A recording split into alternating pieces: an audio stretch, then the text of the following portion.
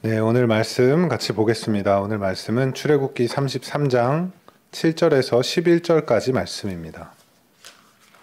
구약성경 출애굽기 33장 7절에서 11절까지 말씀을 제가 봉독하겠습니다.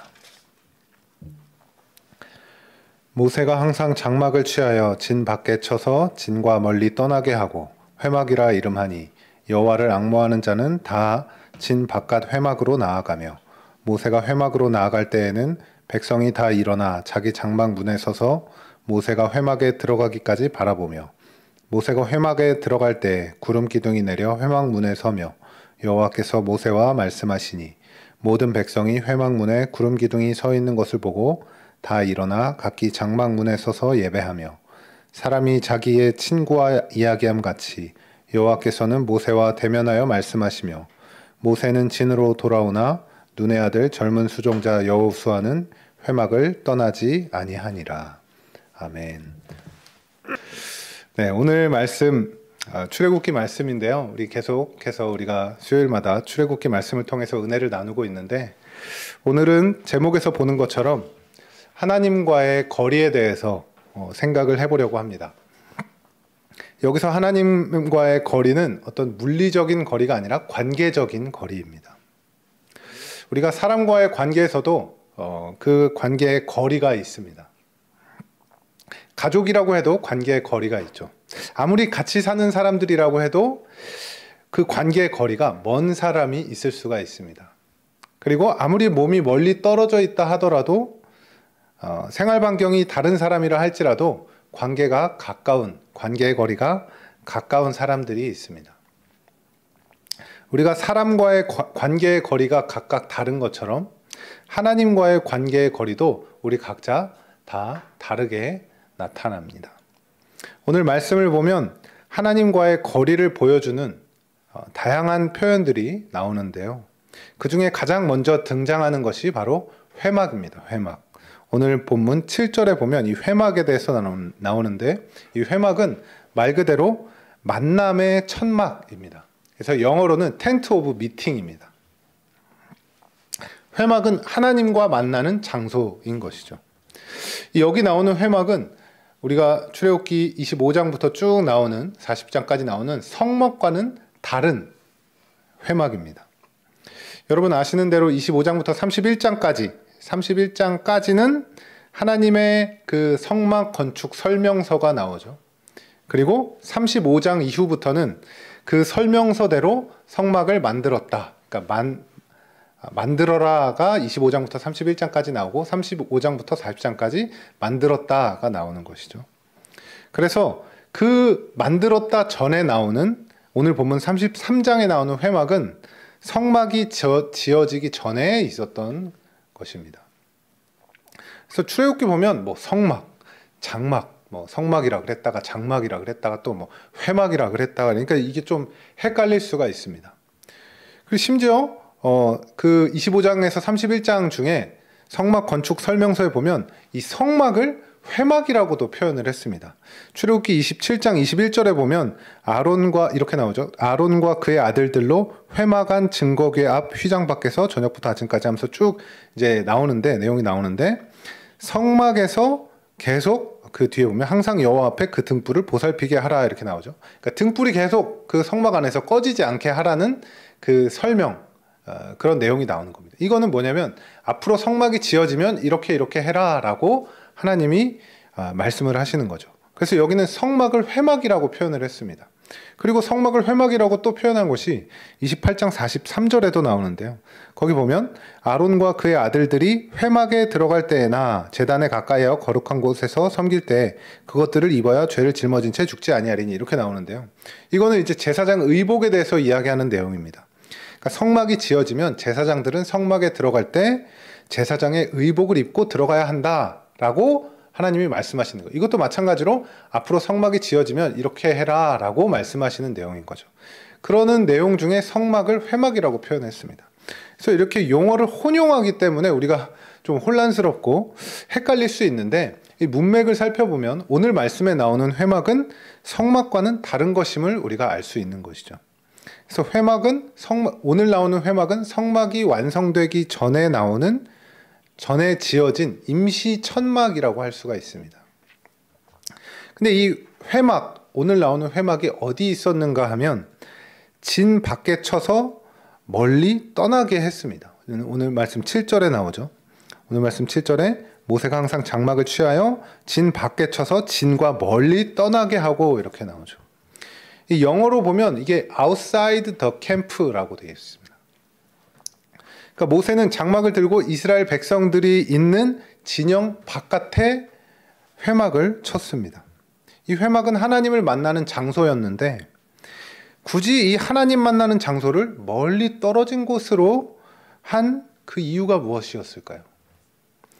이것은 하나님과의 거리를 보여주는 첫 번째 장면인데요. 회막이 멀리 떨어져 있는 이유는 이스라엘 백성들의 죄 때문이었습니다. 출애굽기에서 이스라엘 백성들은 애굽에서 나올 때부터 많은 기적적인 일들을 통해서 하나님을 경험하고 또 하나님을 찬양했지만 현실에 대한 문제로 인해서 원망과 불평을 늘어놓고 또 그러면서도 또 하나님의 인도하심을 경험하고 또 원망하고 이런 일들을 계속해서 반복해 갑니다. 그러다가 아주 하나님을 크게 배반하는 일이 일어나는데 그것이 출애굽기 32장에 나오는 금송아지 사건입니다. 금송아지를 만들어서 우상 숭배를 하는 일이 벌어진 것이죠. 그러니까 이것은 하나님께서 창세기 12장에 아브라함 때부터 시작된 하나님 나라를 이루시겠다는 그 약속, 하나님 나라의 국민을 만들고 또 법을 주시고 이제 영토를 찾는 일이 남았는데 하나님이 아닌 그 상황 가운데 하나님이 아닌 우상 숭배를 하는 일이 일어난 거죠. 이 우상 숭배는 하나님께서 하나님 나라의 통치자이심을 완전히 거부하는 그런 행위였기 때문에 그 통치권이라는 것이 얼마나 중요한지 보여주는 것이고 통치권을 인정하지 않는다는 것은 하나님 나라의 국민으로서의 어떤 정체성, 그런 법, 이러한 것들을 철저하게 그 모든 것들을 거부하는 그런 행위였습니다. 그러니까 하나님은 이 모든 하나님의 통치권과 법과 국민으로서의 정체성과 이런 것들을 거부하고 있는 이스라엘 백성들과 지금 사회적 거리두기가 아니라 영적인 거리두기를 하실 수밖에 없었던 것이죠. 하나님은 죄가 만연한 그 이스라엘 백성과 가까이 할 수가 없었습니다. 그래서 모세는 진영으로부터 멀리 떨어진 곳에 회막을 설치했던 것이죠. 그 멀리 떨어진 곳에 설치한 거 뒤에 7절 뒤에 말씀을 같이 한번 볼까요? 7절 뒤에 보면 회막이라 이름하니 그 뒤에 보면 이렇게 나옵니다. 여호와를 앙모하는 자는 다 진 바깥 회막으로 나아가며, 여호와를 앙모하는 자들이 다 진 바깥, 진영 바깥에 회막으로 나아갔다 이렇게 말씀하고 있습니다. 그리고 8절 뒤에 10절까지 제가 한번 쭉 이스라엘 백성들의 모습이 나타나는데 그걸 한번 읽어보겠습니다. 10절까지. 모세가 회막으로 나아갈 때에는 백성이 다 일어나 자기 장막 문에 서서 모세가 회막에 들어가기까지 바라보며, 모세가 회막에 들어갈 때에 구름 기둥이 내려 회막 문에 서며 여호와께서 모세와 말씀하시니 모든 백성이 회막 문에 구름 기둥이 서 있는 것을 보고 다 일어나 각기 장막 문에 서서 예배하며 이렇게 나옵니다. 모세가 진영을 떠나서 회막으로 나아갈 때에 백성들이 뭐 했냐면 다 일어나서 모세가 회막에 들어갈 때까지 기다렸습니다. 그리고 회막 문에 구름 기둥이 서 있는 것을 보고 다 일어나 장막 문에 서서 예배를 드리는 장면을 지금 묘사하고 있습니다. 여러분, 지금 이 이스라엘 백성들의 모습을 보면서 여러분 느껴지는 것이 없습니까? 이 장면을 한번 상상하면서 한번 보면 그것이 좀 더 우리에게 와닿는 것을 느낄 수가 있습니다. 그러니까 모세가 지금 진영과 멀리 떨어진 곳에 회막이라고 하는 하나님과 만나는 장막을 설치했더니 여호와를 앙모하는 자들이, 여호와를 이렇게 바라보는 자들이 다 진영 바깥 회막으로 나와왔습니다. 그리고 모세가 회막에 들어갈 때까지 그것을 계속 바라봤어요.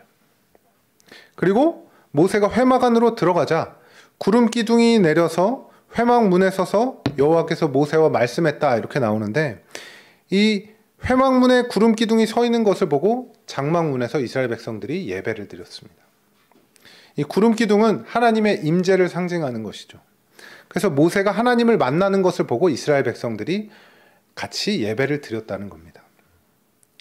불과 얼마 전까지만 해도 하나님의 통치와 하나님의 백성으로서의 정체성과 하나님께서 주신 그 법을 완전히 거부해버리는 우상 숭배하던 이스라엘 백성이 하나님을 만나는 장소로 지금 나아가고 하나님을 예배했다. 하나님께 절을 했다. 그러니까 지금 이스라엘에 이 나타나는 행동들은 회개의 발걸음인 것입니다. 그러니까 이스라엘 백성들이 다시 하나님을 인식하게 된 것이죠. 하나님께로 돌이키는 모습을 보여주고 있습니다. 여러분, 저는 이 오늘 말씀을 묵상하면서 이때 이 회개의 발걸음을 내딛었던 이스라엘 백성들의 그 마음이 어땠을까? 그리고 하나님께서 이것을 바라보는 그 마음이 어떠셨을까? 이런 것들을 생각할 때 이렇게 괜시리 이렇게 약간 울컥하는 마음이 이렇게 들기도 했습니다. 그러니까 회막이 지금 가까이 있지 못하고 멀리 떨어져 있는 것. 그리고 모세가 하나님을 만나기 위해서 멀리 가는 모습을 지금 지켜보고 있는 거죠. 그리고 그런 상황 가운데서 자신의 죄를 인식하고 다시 돌이켜서 하나님께로 나아오는 것. 이런 것이 지금 이스라엘 백성들의 모습입니다. 그러니까 오늘 말씀은 실제적이고 또 물리적으로 멀리 떨어져 있는 것을 통해서 하나님이 이스라엘 백성과 관계적으로 또 영적으로 거리두기 하시는 것을 이스라엘 백성들로 하여금 눈으로 지켜보게, 경험하게 하고 있는 것입니다. 그러면서 그것을 직접 경험하면서 내가 잘못했구나. 내가 실수했구나. 다시 하나님께 나아가야 되겠구나. 그것을 깨닫고 돌이키는 것입니다. 그 회개의 발걸음을 내딛고 하나님과의 멀어진 그 거리를 지금 눈으로 지켜보면서 다시 잘못을 뉘우치고 있는 것이죠. 여러분, 이 회개라는 것이 쉽습니까? 어떠세요? 회개는 정말 인간적인 생각으로는 정말 어렵습니다. 자신의 잘못을 인정한다는 것이 생각보다 어렵습니다. 어떤 면에선 참 수치스럽고 부끄럽게 느껴지기도 합니다. 그러나 그 발걸음을 지금 이스라엘이 하고 있다는 것입니다. 여러분, 여기서 중요한 포인트가 있는데요. 그것이 뭐냐면 이 관계라는 것은 결코 일방적인 것이 아니라는 겁니다. 사람과의 관계에서도 마찬가지지만 하나님과의 관계에서도 마찬가지입니다. 아무리 하나님께서 우리를 먼저 사랑하시고 우리에게 구원의 손길을 내미신다 해도 우리가 하나님께 나아가지 않으면 그 관계의 거리는 가까워지지가 않습니다. 하나님과의 관계, 하나님과 우리와의 관계는 절대로 일방적인 것이 아닙니다. 하나님은 절대 일방적이고 강압적으로 우리와의 관계를 끌어가시지 않습니다. 요한계시록 3장 20절 말씀, 볼지어다 내가 문 밖에 서서 두드리노니 누구든지 내 음성을 듣고 문을 열면 내가 그에게로 들어가 그와 더불어 먹고 그는 나와 더불어 먹으리라. 여기에 나타난 여러분 하나님의 인격적인 모습 보이십니까? 하나님이 일방적이고 하나님과의 관계가 일방적이고 강압적인 것이라면 뭐하러 하나님이 문 밖에 서서 두드리시겠습니까? 전능하신 하나님이 뭐하러 조심스럽게 문을 두드리시겠습니까? 그냥 문 따위 그냥 그런 거 신경 쓰지 않고 쳐부수고 쳐들어가면 되는 거 아니겠습니까? 그러나 하나님은 그렇게 하지 않으신다는 겁니다. 하나님의 음성을 듣고 우리가 문을 열기를 기다리고 계신다는 겁니다. 주 앞에 나아가는 회개의 발걸음, 그 용기가 우리에게 필요한 것입니다. 마지막으로 하나님과의 거리를 나타내는 표현이 11절에 나오는데요. 11절 말씀을 제가 한번 읽어보겠습니다. 사람이 자기의 친구와 이야기함 같이 여호와께서는 모세와 대면하여 말씀하시며 모세는 진으로 돌아오나 눈의 아들 젊은 수종자 여호수아는 회막을 떠나지 아니하니라. 11절에 보면 이렇게 표현되어 있습니다. 사람이 자기의 친구와 이야기함 같이 여호와께서는 모세와 대면하여 말씀하셨다. 와, 사람이 자기 친구랑 이야기하는 것처럼 하나님이 모세와 가까이서 있으면서 말씀하셨다. 여러분, 이 모세 부럽지 않으십니까? 하나님과 이렇게 가까이 있었다는 것. 여기서 우리는 하나님이 모세를 특별하게 인정하셨다는 것을 볼 수가 있습니다. 모세는 하나님과 누리는 이 특별한 친밀함, 일반적인 관계라면 하나님을 이렇게 대면할 수가 없었죠. 그러나 모세는 하나님께서 이스라엘과 하나님 사이를 이어주는 중간다리 역할을 위해서 하나님과 특별하게 그 거리를 가까이 두셨음을 보여주고 있습니다. 친구와 이야기하듯 하나님이 모세와 대면하여 말씀하셨다. 이것은 하나님과의 거리를 나타내 주는 것이죠. 얼마나 가깝게, 모세가 얼마나 하나님을 직접적으로 이렇게 경험하고 알았는가, 이거를 보여주는, 하나님과의 거리를 보여주는 그런 장면입니다. 그리고 11절 뒤에 보면 모세가 진으로 돌아오지만 눈의 아들 여호수아는 회막을 떠나지 않았다라고 이렇게 나옵니다. 이것은 여호수아가 하나님과의 영적 거리를 가까이 유지하고자 하는 그런 모습을 보여주면서 여호수아가 모세의 후계자로서 활약하게 될 그런 앞으로의 모습을 암시해주는 그런 어떤 복선으로서의 메시지가 이제 오늘 말씀의 마지막에 이렇게 나오고 있습니다. 오늘 말씀에 나타난 하나님과의 그 거리를 이렇게 좀 전체적으로 정리해 보면 이렇습니다. 오늘 말씀 7절에 보면 7절 뒤에 보면 이렇게 나오죠. 여호와를 앙모하는 자들은 진 바깥 회막으로 나아갔다, 이렇게 나오죠. 이 말은 회막으로 나아간 사람도 있지만 반대로 안 나간 사람도 있다는 것을 의미하는 것이죠. 그러니까 회개의 발걸음을 내딛지 않은 사람도 있는 겁니다. 그러니까 백성 가운데에서도 하나님과의 거리에 차이가 있었습니다. 그러니까 하나님과의 거리가 안 나간 사람보다는 회막으로 나아간 사람이 더 하나님과 가까웠던 거죠. 회개의 발걸음을 내디딘 회막으로 나아간 백성들은 하나님을 예배했습니다.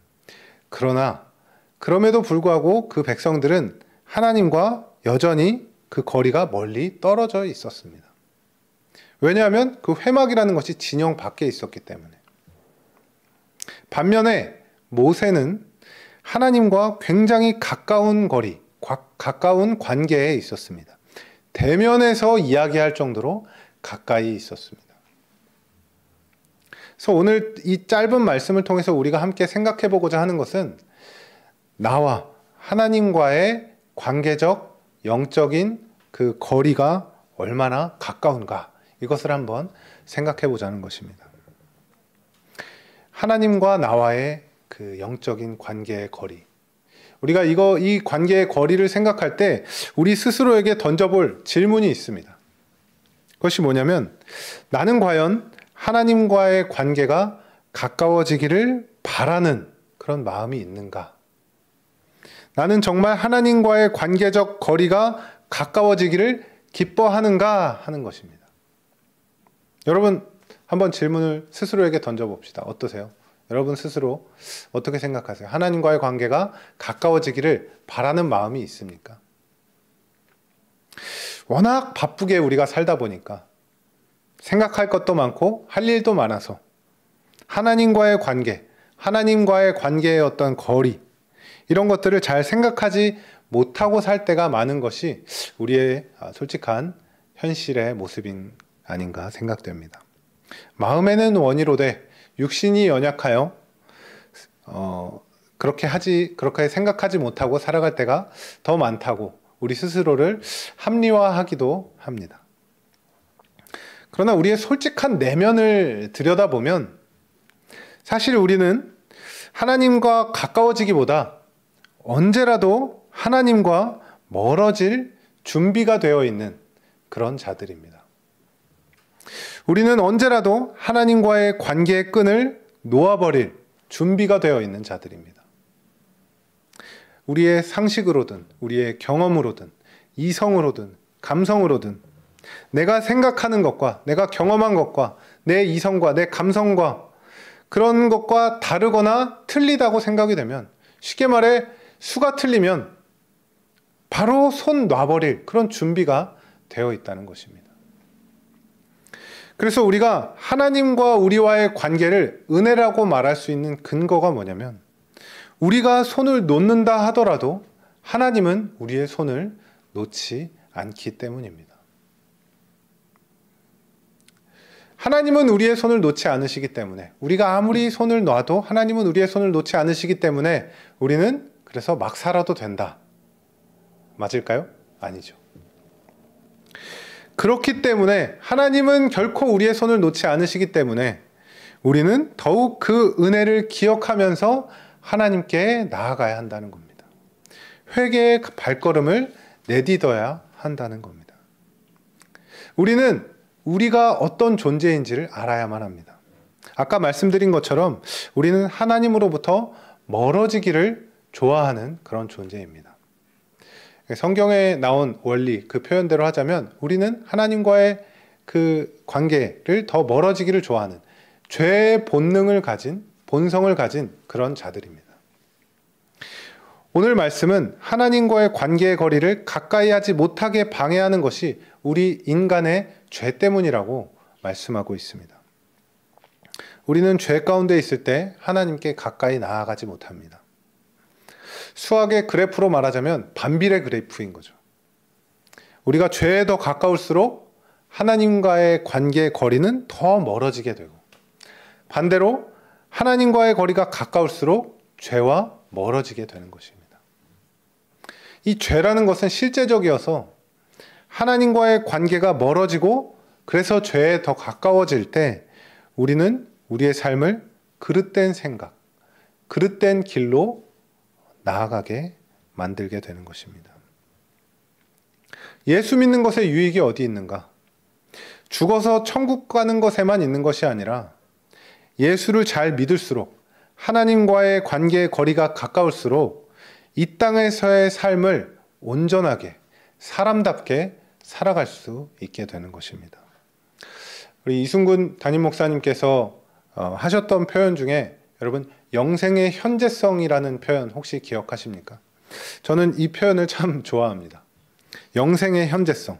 영생이라는 것은 죽어서 천국 가서 천국에 가서야 비로소 그 영생이 시작되는 것이 아니라 지금 이 순간에도 우리는 영생을 살아가고 있는 것입니다. 하나님으로부터 멀어지고 우리가 죄와 가까워졌을 때, 죄와 가까이 있을 때 우리는 생명이 아니라 죽음을 선택하는 것입니다. 그러나 우리가 하나님과 가까워지고 죄로부터 멀어질 때 우리는 진정한 생명의 삶을 살아갈 수 있게 됩니다. 바라기는 저와 여러분이 하나님과 나와의 거리가 어떠한가를 날마다 묵상하는 가운데 하나님과의 그 관계적, 영적 거리가 멀어지지 않고 가까이 잘 유지될 수 있기를 주님의 이름으로 축복합니다. 우리의 손을 놓지 않으시는 하나님의 그 은혜를 기억하면서 하나님과의 관계를 위해서 우리 한번 열심히 노력해 봅시다. 그렇게 날마다 하나님과 친밀한 관계 가운데 그렇게 살아가는 삶을 살아가시기를, 믿음의 삶을 살아가시기를 주님의 이름으로 축원합니다. 함께 기도하겠습니다.